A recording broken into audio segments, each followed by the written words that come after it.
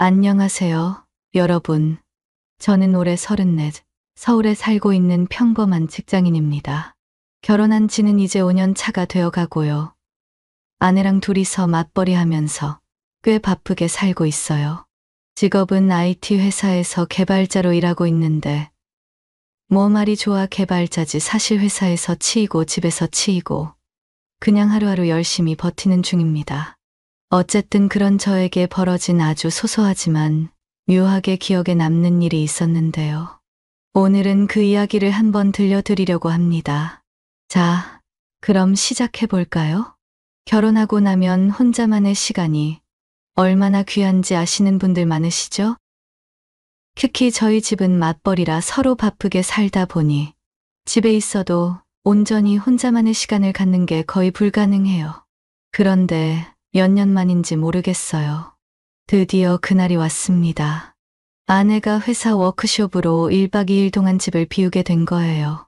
솔직히 말해서 아내가 떠난다는 얘기를 들었을 때 속으로 살짝 환호했어요. 물론 아내를 사랑합니다. 사랑하는데 가끔은 혼자만의 시간이 필요하잖아요. 여러분도 아시죠? 그래서 아내가 워크숍 간다고 했을 때 저는 속으로 이미 플랜을 짜고 있었어요. 그래, 이번엔 뭐 하지? 게임이나 밤새 해볼까? 아니면 치킨 시켜 먹으면서 넷플릭스 정주행. 아니면 오랜만에 친구랑 술 한 잔이라도? 이런저런 생각을 하면서 공항으로 아내를 데려다 주고 있었는데 갑자기 머릿속에 딱 떠오르는 생각이 있더라고요. 오랜만에 본가나 가볼까? 코로나 때문에 몇 년간 제대로 얼굴도 못 비췄고 부모님도 걱정하실 것 같았거든요. 평소에 아내도 본가 가는 걸 썩 좋아하진 않아서 혼자 갈 수 있는 기회가 생긴 것도 나름 괜찮겠다 싶었죠. 그래서 슬쩍 아내에게 말을 꺼냈어요. 여보, 이번에 본가 좀 다녀올까? 당신도 없으니 혼자 있으면 심심할 것 같고 부모님도 오랜만에 뵐 겸. 그런데 이게 웬걸 아내가 딱 눈치를 주는 거예요. 그 특유의 미간 살짝 찌푸리는 표정 있잖아요. 그러더니 한마디 하더라고요. 내가 없는 날 굳이 본가를 간다고. 날 일부러 나쁘게 보이게 하려는 거야? 아니, 제가 그런 의도가 있었던 건 정말 아니거든요. 근데 또 이렇게 말하니까 제가 뭔가 잘못한 사람처럼 느껴지는 거예요. 여러분도 아시죠? 결혼 생활에서 배우자가 이렇게 나오면 괜히 내가 뭘 잘못했나 싶고 설득해야 하는 그 미묘한 상황 말이에요. 아니, 그런 거 아니야. 그냥 당신도 바쁘고 없으니 나도 오랜만에 본가 한번 다녀오면 좋을 것 같아서. 당신 나쁘게 보이게 하려는 거 절대 아니야.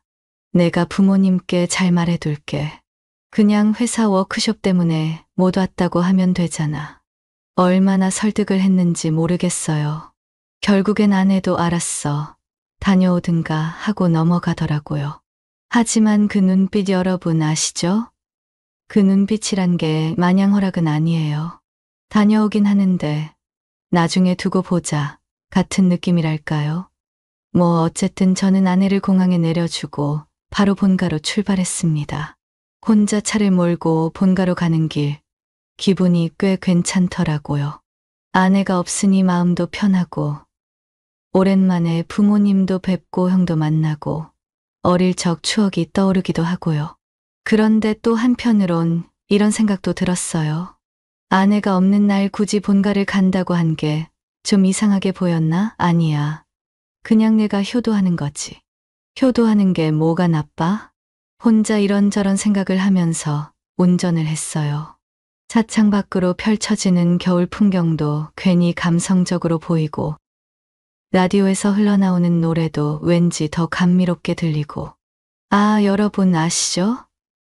이런 날은 괜히 내가 주인공 같은 느낌 들잖아요? 그리고 또 솔직히 말하면 본가에 가면 형수님도 뵐 수 있잖아요. 저희 형수님은 정말 대단한 분이에요.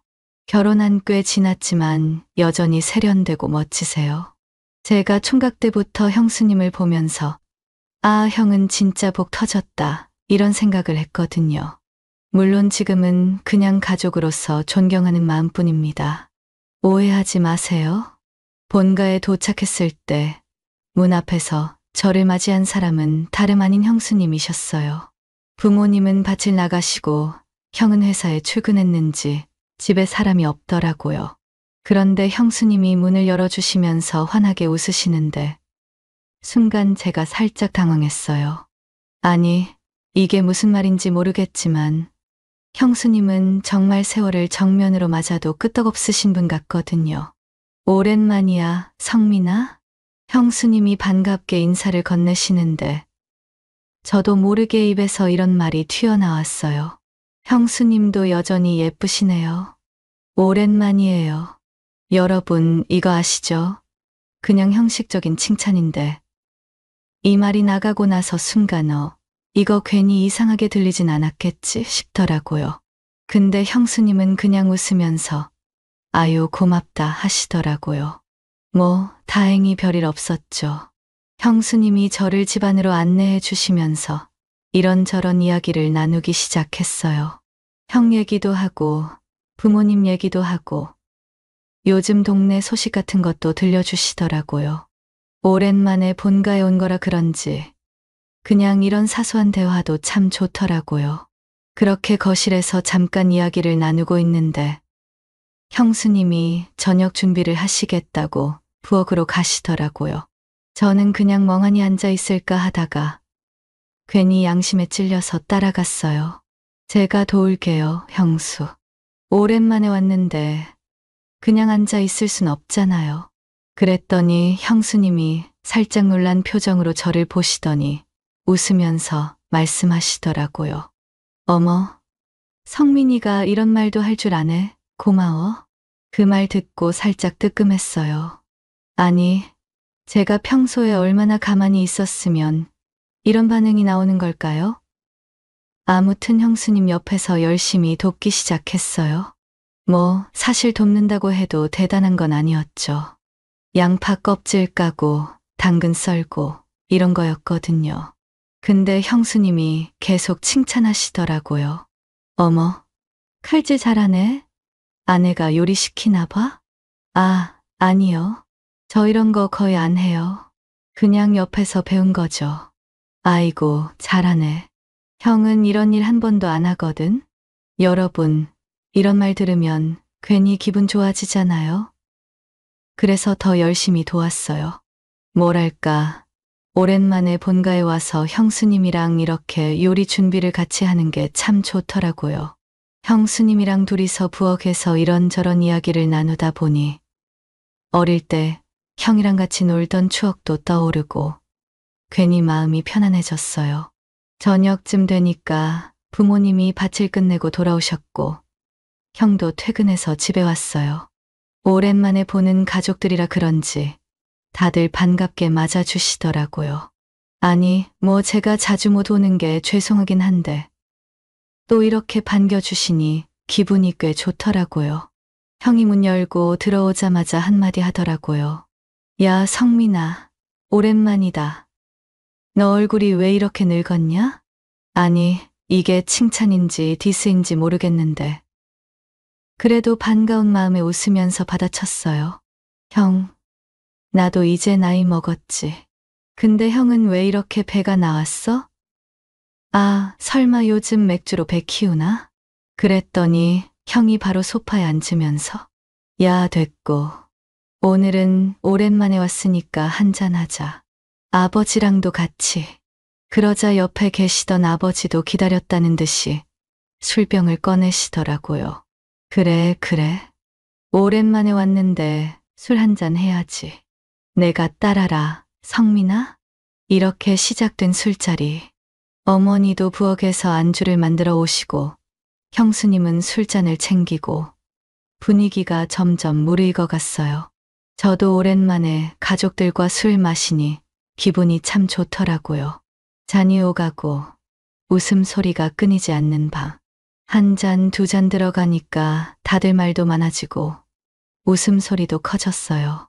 아버지는 옛날 이야기하시면서 본인 무용담을 늘어놓으셨는데 뭐랄까 한 5번은 들었던 얘기인데도 술기운에 새롭게 들리더라고요. 내가 말이야, 젊었을 때는 동네에서 나를 모르는 사람이 없었어. 그때 축구 시합에서 내가 골을 넣었는데 동네 사람들이 다 나를 영웅처럼 봤다니까? 이 얘기 들으면서 형이 바로 태클을 걸었죠. 아버지, 그 얘기만 벌써 10번째예요. 그때 골 넣은 거 말고 다른 얘기 없어요?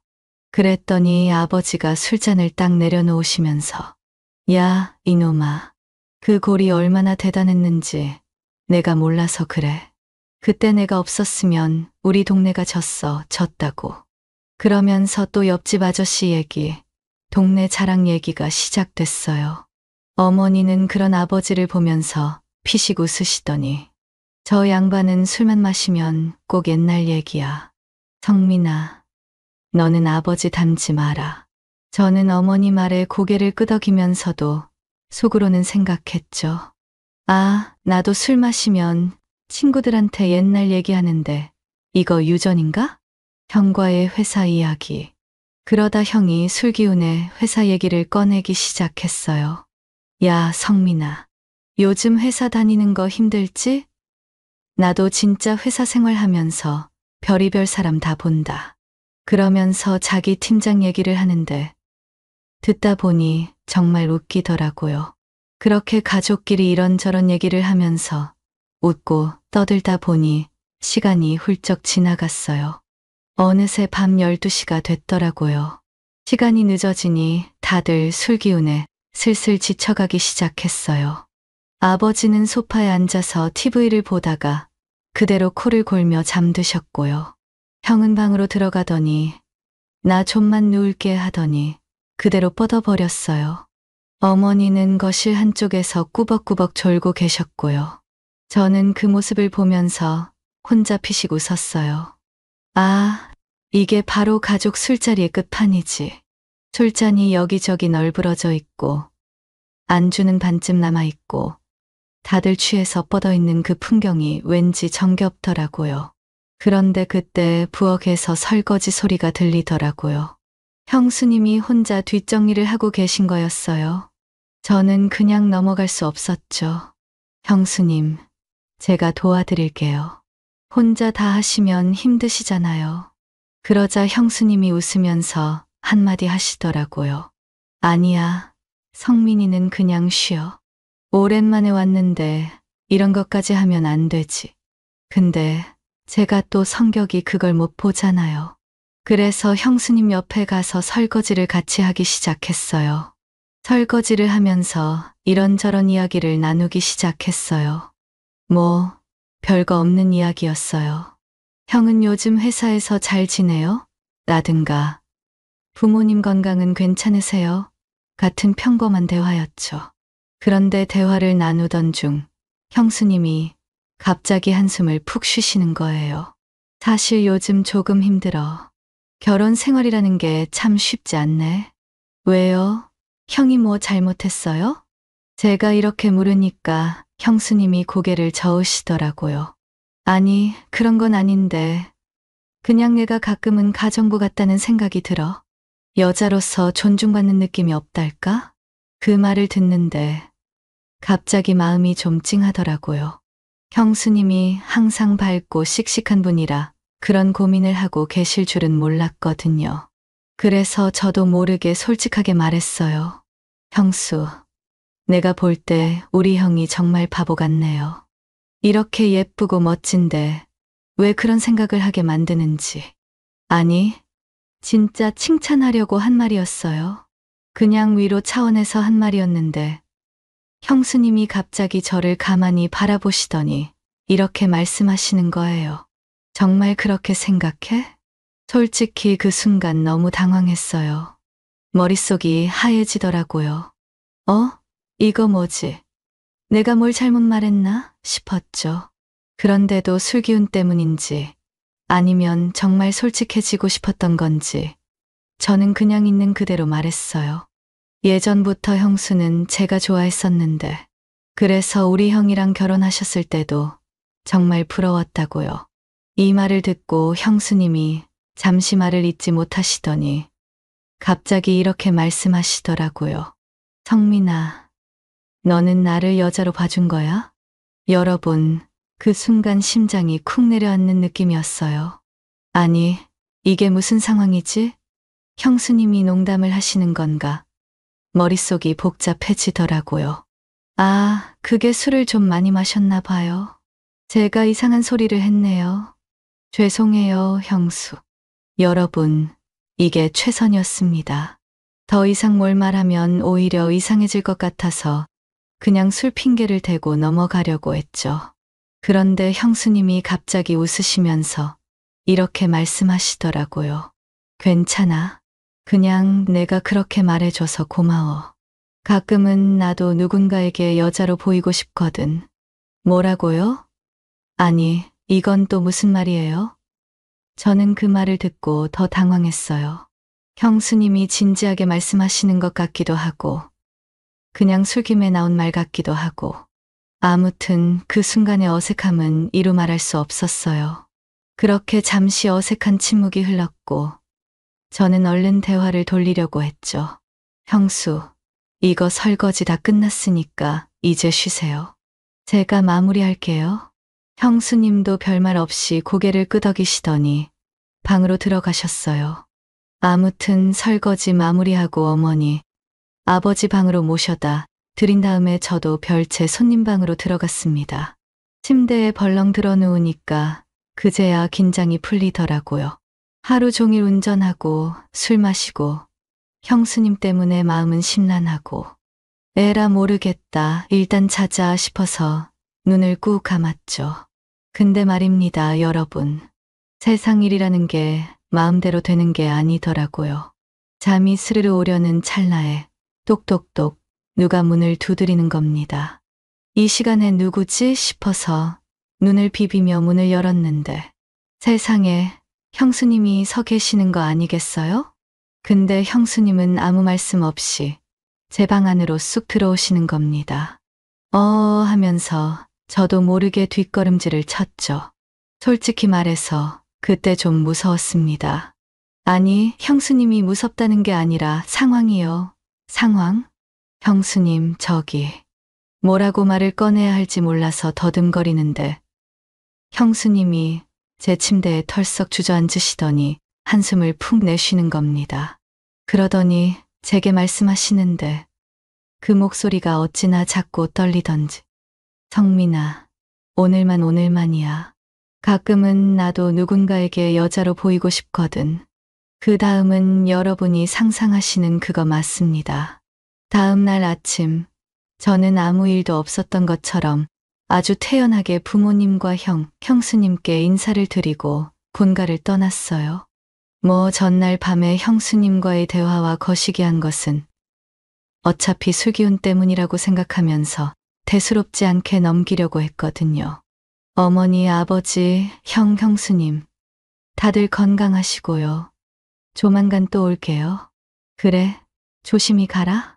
이렇게 평범하게 인사를 나누고 차를 몰고 집으로 돌아왔습니다. 하지만 문제는 그날 밤이었어요. 집에 와서 혼자 침대에 누웠는데 자꾸만 형수님과의 일들이 머릿속에서 떠오르는 거예요. 하여튼 그 이후로도 형수님은 여전히 형과 잘 지내고 계세요. 제가 본가에 가면 형수님은 항상 밝게 웃으면서 반겨주시고요. 그날 밤 있었던 일들은 정말 아무 일도 없었던 것처럼 지나갔어요. 형수님도 아마 저처럼 그냥 술김에 벌어진 일이라고 생각하셨겠죠? 그리고 저도 아내와 별탈 없이 잘 살고 있습니다. 아내는 여전히 회사 일로 바쁘고 저는 제 일 하면서 가끔씩 본가에 들러 부모님과 시간을 보내곤 해요. 오늘 영상도 끝까지 시청해 주셔서 감사합니다. 구독과 좋아요, 알림 설정까지 꾹꾹 눌러주시면 저에게 큰 힘이 됩니다. 다음 영상에서 더 재미있는 이야기로 찾아오겠습니다. 안녕. 안녕하세요. 전 올해 52의 중년 여성입니다. 가족은 남편과 3명의 딸, 그리고 딱 2년 전까지 제 곁에 형부가 계셨습니다. 오늘 저희 형부의 기일이라 많은 생각에 잠겨 글을 쓰게 되었습니다. 이렇게 사연을 보내보는 게 처음이라 어떻게 시작을 해야 할지 모르겠네요. 일단 유년 시절 이야기부터 시작해야 할 듯 합니다.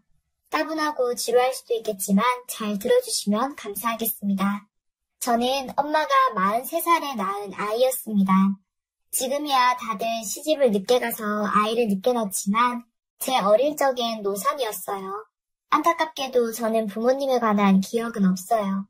자궁 쪽이 약했던 엄마는 저를 낳자마자 돌아가셨고 아버지께서는 저를 친할머니 도움을 받아서 3살 정도까지 키워오시다가 재혼하셨는데 재혼한 상대의 여성분께서는 저와 22살 터울의 딸이 있었죠. 때도 전 어렸을 적이라 기억이 잘 나지 않지만 재혼 후 3년 정도는 그럭저럭 잘 살았다고 해요. 3년 후 새엄마가 갑작스럽게 위암 진단을 받고 1년 반 정도 항암 치료를 하며 투병하시던 중에 돌아가셨어요. 설상가상으로 친할머니까지 돌아가시고 아버지께서 또 새 여자가 생기시면서 절 22살 터울인 언니한테 맡기다시피 하셨대요. 그때 언니는 29살이었고 결혼을 앞두고 있는 상태였어요. 언니의 뱃속에는 아이가 있었는데 그래서 제 조카랑 저랑은 4살 차이밖에 나질 않았어요. 언니는 아직 어린 저를 보며 뱃속에 아기가 생각이 났다고 해요. 그래서 모른 채 할 수 없었다고.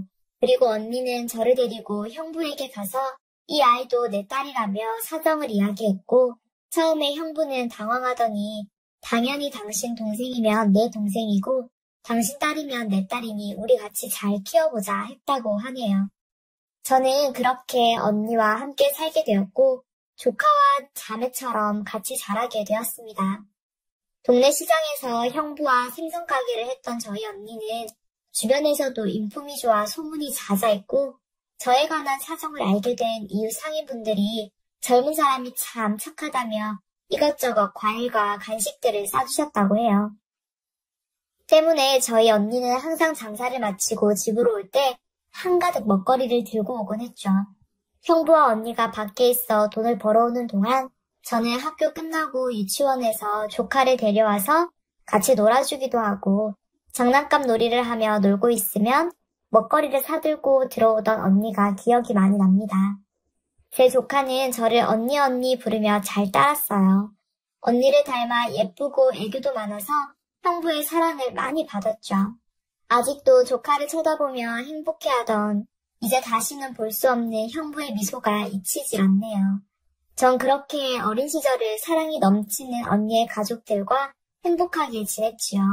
그런데 제가 16살이 되던 해에 제 인생을 뒤집어버린 비극이 찾아왔어요. 새해에 온 식구가 해돋이를 보러 다녀오던 중에 그만 차가 빙판길에 미끄러져 도로를 벗어나 전복되는 사고가 난 것입니다. 이 사고로 인해서 저희 언니와 조카는 목숨을 잃었고 형부는 가까스로 생명을 건질 수 있었습니다.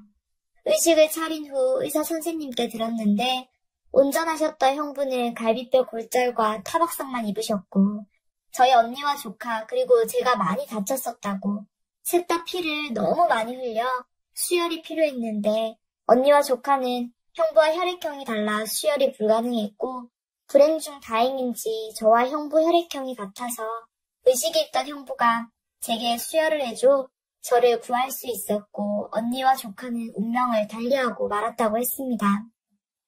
절망적인 소식을 들은 저는 정신을 차릴 수 없었습니다. 언니와 조카의 모습을 다시 볼 수 없다니 정말 하늘이 무너지는 줄 알았습니다. 형부도 아내와 자식을 잃은 충격에 한동안 말도 못하고 정신을 못 차리고 넋이 나갔었죠.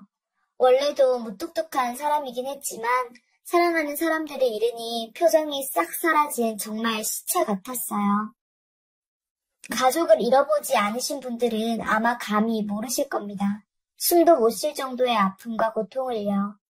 저 역시 태어나기 전까지 정신과 치료를 동반하며 회복하기까지 시간이 많이 필요했고 겨우 정신이 들 때쯤 저는 형부의 병실을 매일 찾아갔어요. 시간이 흘러서 형부가 먼저 퇴원을 하고 뒤늦게 퇴원을 한 제가 집으로 돌아갔을 때 저는 경악을 금치 못했습니다. 집안은 말 그대로 엉망이었어요. 사람의 온기는 온데간데였고 여기저기 놓인 술병과 쓰레기 더미에 찌들어 잠든 형부. 덥수룩한 수염, 정말 페인이 따로 없더군요. 제가 집으로 돌아오자 형부는 왔니? 한마디를 하고는 저를 한번 쓱 쳐다보곤 다시 자리에 눕는데 그 눈빛은 마치 자신도 죽여달라는 눈빛이었어요. 집으로 돌아온 저는 집안 곳곳 널린 쓰레기들과 술병을 치우고 그동안 쌓여있던 빨래들과 설거지 등 지방 청소를 한 후 환기까지 시키고 저녁을 준비했죠. 저녁 식사 준비가 다 되자 자고 있던 형부를 깨워서 오랜만에 같이 식사를 했습니다. 분명 갓 지은 밥과 된장찌개인데 그렇게 차가울 수가 없었어요. 그 차가운 공기를 깨고 제가 먼저 말을 했죠. 형부, 저 다시 학교 가야 되는데. 그래, 전에 다니던 학교로 가면 되겠지? 네, 선생님께 말씀드리마. 그리고 저는 다시 학교를 다니게 되었고 언니와 조카 목까지 열심히 살겠노라 다짐을 하며 이를 악물고 공부를 했고 전교 1등을 했습니다. 그런데 형부는 많은 시간이 필요해 보였어요. 학교를 마치고 집에 오면 항상 같은 자리에 누워있는 형부와 형부의 주위를 둘러싼 채 굴러다니는 빈 술병들. 학교가 끝나면 집에 와 널브러진 술병과 쓰레기를 치우고 저녁을 준비하는 저의 학교 후의 일과는 항상 똑같았습니다. 그렇게 2년 정도의 세월이 흐르고 고등학교 진학을 앞둘 무렵 저희 반 담임 선생님께서 제게 특성화 고등학교에 관한 이야기를 하시며 학부모님과 상의를 하고 싶으니 형부를 모시고 오라고 이야기하셨고 저는 부푼 마음을 안고 집으로 돌아왔습니다. 그러나 여전히 같은 자리에 있는 형부와 술병들. 순간 무언가 잘못되었구나 싶더라고요. 그러면서 언니와 조카 대신 제가 살았다는 자책감은 저를 헤어나올 수 없는 절망으로 내몰았습니다. 저는 그 자리에서 주저앉아서 서럽게 울기 시작했습니다. 제 울음소리를 들은 형부가 잠에서 깨어 저를 발견하시고는 왔니? 하시더라고요. 저는 울부짖었어요. 잘못했어요, 형부. 제가 살아서 죄송해요. 언니랑 조카 목까지 열심히 살려고 했는데 이제는 한계예요. 미칠 것 같아요. 그러게 왜 절 구하셨어요? 왜 나 같은 걸 구해서 힘들어해요? 그냥 그때 언니랑 조카랑 같이 죽게 내버려 두지. 그냥 죽을 걸 그랬어요. 이야기하며 창문을 열고 뛰어내리려는 나를 보고는 형부가 달려와 뒤에서 꼭 끌어안고 말씀하셨어요. 미안하다, 애야. 내가 너무 괴로워서 그랬어. 내 와이프랑 딸 생각하면 미칠 것 같아서 그랬어. 너는 이제 내 자식이나 마찬가지야. 아내도 자식도 없는 이런 내게 남은 건 너밖에 없어. 우리 시간이 걸리겠지만 먼저 간 네 언니랑 우리 딸 목까지 같이 잘 살자. 내가 노력하마. 저는 고개를 끄덕이며 형부와 약속을 했습니다. 하늘에서 지켜보는 언니와 조카에게 부끄럽지 않게 열심히 행복하게 잘 살아보자고요. 저는 담임 선생님의 추천을 받아 특목고에 진학을 했고 다른 학교보다 비쌌던 학비로 인해서 형부는 밤낮으로 일을 하셨습니다. 저는 낮에는 생선 장사를 하고 저녁에는 택배를 하시는 형부를 보며 그 고생이 헛되이 되지 않도록 피땀 흘려 공부를 했고 고생 끝에 서울대에 합격했습니다. 순간 언니가 기뻐하는 얼굴이 떠올라 너무 뿌듯하고 행복했어요. 형부는 이거 딸 하늘나라 갈 때 받았던 보험금이야. 너는 내 처제이지만 내 딸이기도 해. 이걸로 내 등록금을 내주고 싶구나. 그걸 내어주시는 그 마음을 너무나도 잘 알기에 저는 차마 거절할 수 없었습니다. 저는 더 이상 형부께 부담을 주지 않으려고 수많은 아르바이트를 구했고 악착같이 공부에 매진을 해 대학원 석사 과정까지 이수할 수 있었습니다. 석사 과정을 이수하고 저는 알아주는 대기업의 연구원으로 취업을 하게 되었습니다.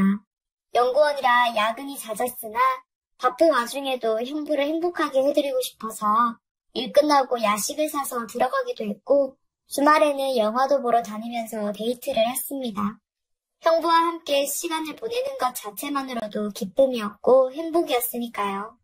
그렇게 행복한 시간을 보내며 저랑 같은 연구원 직장 선배와 인연이 되어서 결혼을 하게 되었고 형부에게 소개 자리를 마련했습니다. 형부는 말씀은 많지 않지만 따뜻하고 듬직한 사람이라고 좋아하며 기뻐하셨습니다. 그리고 제 상견례 전날 형부가 제게 할 말이 있다며 부르셨어요. 이거 내 언니 보험금이야. 결혼 준비할 때 보태렴. 형부, 이거 받을 수 없어요. 제 언니 목숨값을 제가 어떻게, 이 돈까지 받으면 제가 어떻게 살아요. 내 언니였어도 이렇게 했을 거야. 그리고 한 가지 부탁이 있다. 내 결혼식 날 신부 입장할 때 내 손을 내가 잡아도 되겠니? 그래야 하늘에 있는 내 언니도 편하게 눈을 감을 거야. 저는 형부의 말에 눈물을 흘리며 너무 감사하다고, 사랑한다고 형부를 꼭 안아드렸어요. 그렇게 저는 형부의 손을 잡고 모두의 축복 속에 결혼을 했고, 남편과 상의 끝에 서울 끝에 있는 동네에 있는 아파트를 마련해 형부를 모시고 살게 되었죠. 쉽지 않은 결정이었을 텐데 지금도 남편에게 참 감사하네요. 저는 이렇게 너무도 사랑하는 두 남자와 살며 첫째 딸을 낳고 딸의 애교에 항상 집안에는 웃음이 돌며 끝나지 않을 것 같은 행복을 누리고 있었어요. 하지만 저희 가족에게는 다시 한번 불행이 찾아왔습니다.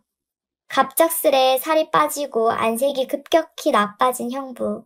급기야 소화를 잘 못 시키고 밤에 구토를 하시는 형부의 모습에 저는 형부를 모시고 근처 대학병원을 찾았고 검사 결과는 참혹했습니다. 형부의 간에 악성 종양이 생겼다고 하더군요. 병명은 간암, 이미 암세포는 온몸에 전이가 되었다고 하더군요.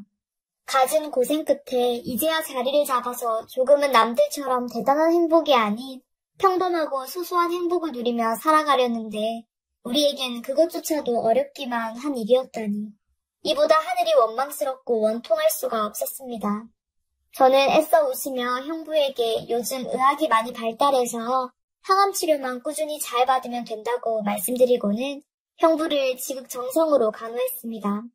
형부는 항암 치료를 받으시면서 머리카락도 빠지고 고통 속에 점점 말라가셨습니다. 많이 힘드셨을 텐데 옆에서 간호하는 제게 힘든 내색 한 번 하지 않으셨습니다.